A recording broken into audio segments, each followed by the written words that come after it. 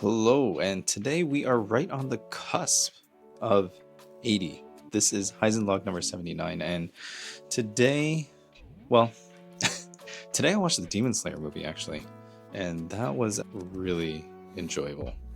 And one of the things from that movie that, without any spoilers, is, and this is just from the series in general, is the main character's number one hard work and dedication, and then number two, his level of observation and the ability to like pause and regroup and think and strategize. And if I'm looking at those two things specifically and kind of mirroring back to the process of everything that I've been doing recently, consistency was one thing that I had struggled with for a long time. For whatever reason, I think that there are a number of reasons that I could point to why consistency was a challenge. The biggest challenge that made consistency a challenge was not being able to do things in a rhythm or a flow that made sense for me. What that means is there are some people who can definitely move when they have the will to go, to just kind of push through. There are other people who can be consistent day after day, sticking with a routine, and that's all well and good. But what I've found for myself, and this is really one of those revelations from understanding my human design as a projector, is that rather than going consistently in the way that other people usually think about it, it's to understand that part of that consistency is rest, to find the time to create that space so that new things can emerge. I think that when I first started, the conventional wisdom is kind of just to keep going, to do things and do things and do things. It was good because I was a lot more just kind of off the cuff. And sometimes I'll still go back to that. I was just turning on the camera and talking, and it became easy. Part of that was just the practice of putting things out there. I've done another video in an earlier reflection. I talked about making bad art, and it's so important to get those reps in to do something, because if I never did any of the first 78 videos before this, I wouldn't have all of that experience before today. Understanding that, like, moving through that process consistently, just the fact of doing something was easy enough because there wasn't any pressure. There wasn't the, like, oh, it has to be a certain way. And in fact, like with these videos, oftentimes the views are quite low in all of this, but that's absolutely okay because I've gained some valuable experience from it. One of the most valuable experiences that I gained from it was learning how to speak closer and closer to my authentic voice, to show up on here and talk about the things that I find interesting and just to be okay with it. From that learning, what I learned was how to actually speak on other social platforms. So for example, on TikTok, part of making content, there's a lot of information out there. Number one, about like making content, you could probably search and find tons of videos talking about like how to be a YouTuber or how to make a good video, different styles of making videos and all of that. And you can copy and paste over to any of the other social media platforms. It's basically like, here's a formula. And if you do this, then you can be successful. And it's not wrong. A lot of those tips are really valid and there's a lot of good things to consider there. But oftentimes, what happens is that strategy is something that has worked for the person that's telling you about it.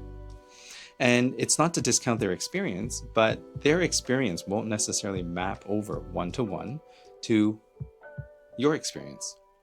So when I'm thinking about all of the things that I've learned and read, it's not that the information is incorrect, but I had to more or less embody it in the way that works for me, number one.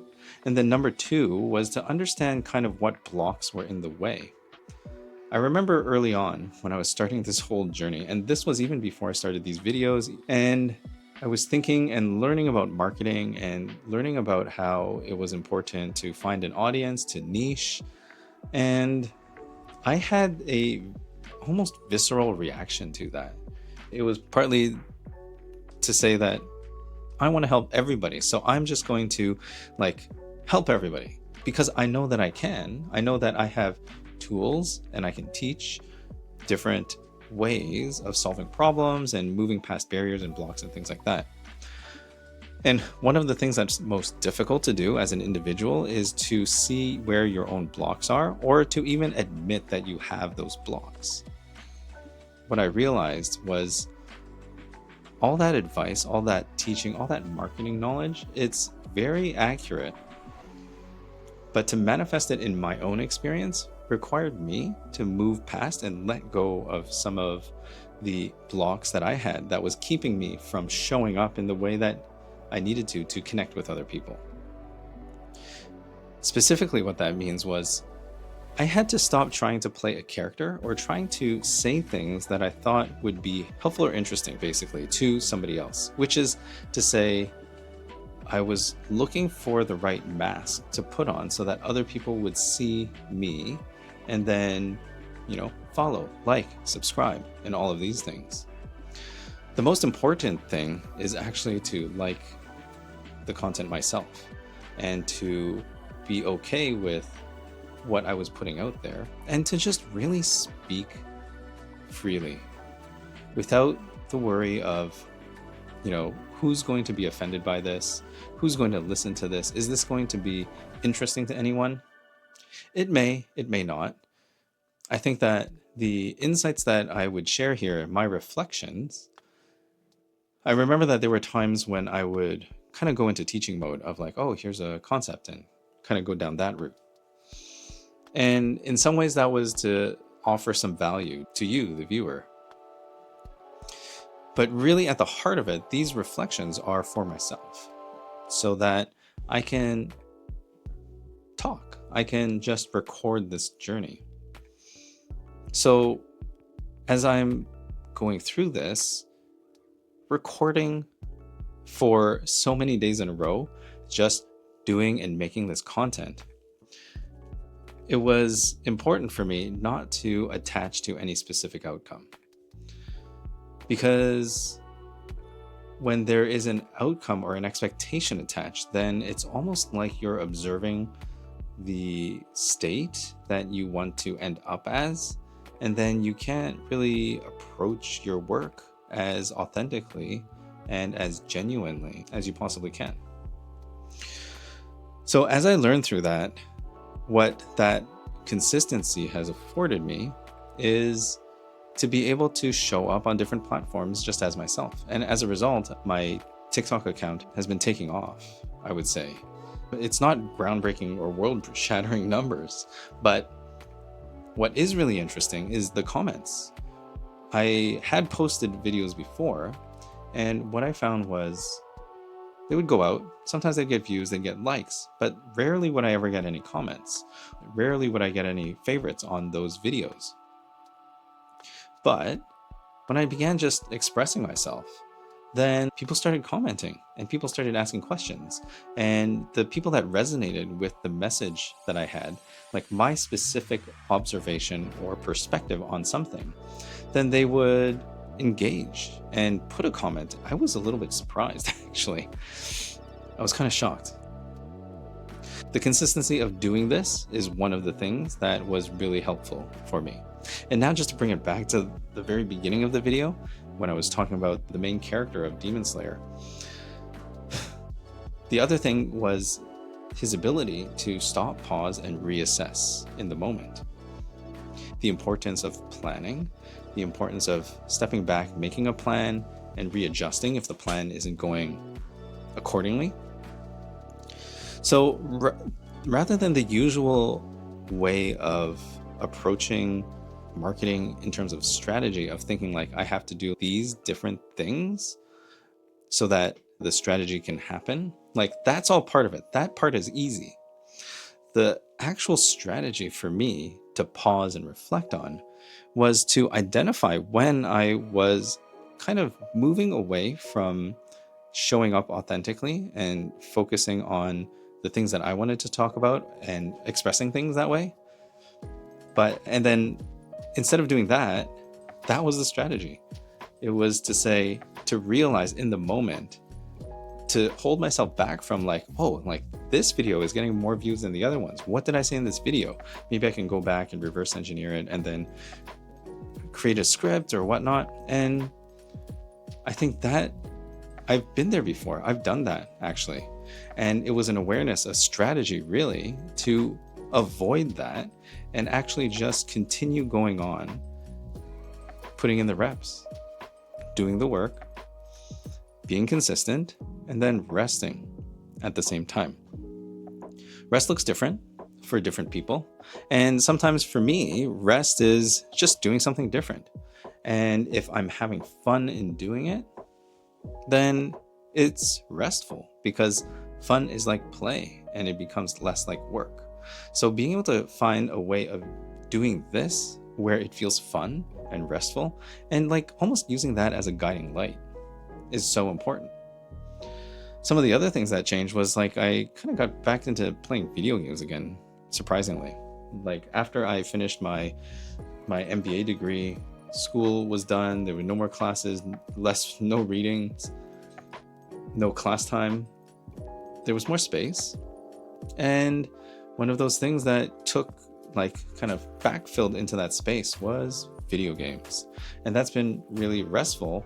And it's also been good to remind myself that I don't have to go all the time, because the time to go will come.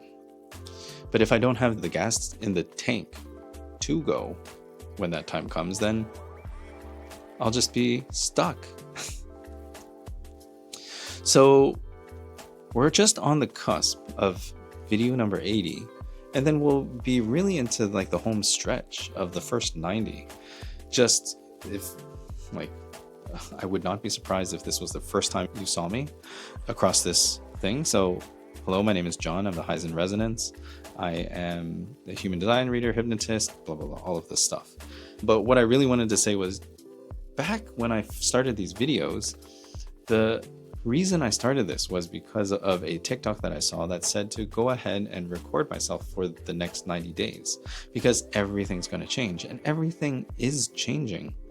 And I think in my next video, that's exactly what I'm going to talk about. All of the different changes that have happened in the next 90 days, in the last even 2-3 months, especially in the last little while. There's some really exciting things that have started to come together, and I'll talk more about it in the other video. But most recently, in addition to my video a couple days ago talking about like this pricing model that I'm really excited about, the different services that I'm offering, the idea of the Helpers Guild is really starting to come together, and it's coming together in a way where there are people that are interested in it, which is amazing. I think that it's so important to build community, and to build community in a way that's not just like where one person is at the head of it and they're the cornerstone of this community, and like this is how it goes, and this is the driving force that moves it forward.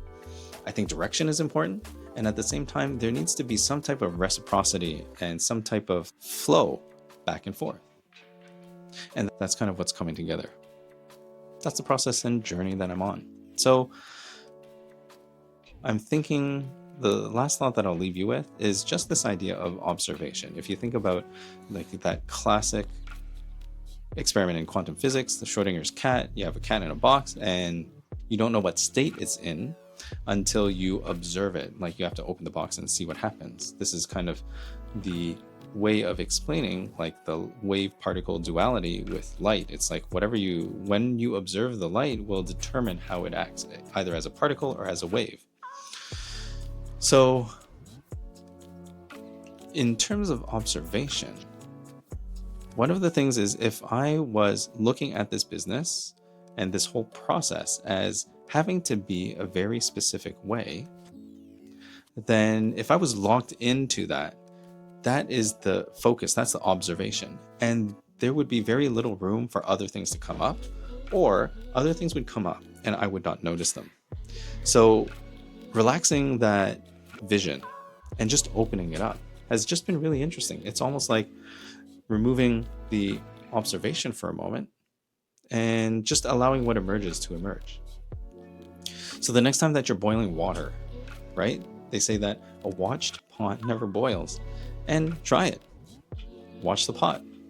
It will boil, of course, eventually, but it will feel like forever. Because when you're observing that state, it's just in that state for you. And you're just noticing those changes from moment to moment. When you look away, you go do something else. When you turn back, you'll be like, it happened. And that's kind of what's happening right now for me. So thank you for being here on this 79th log.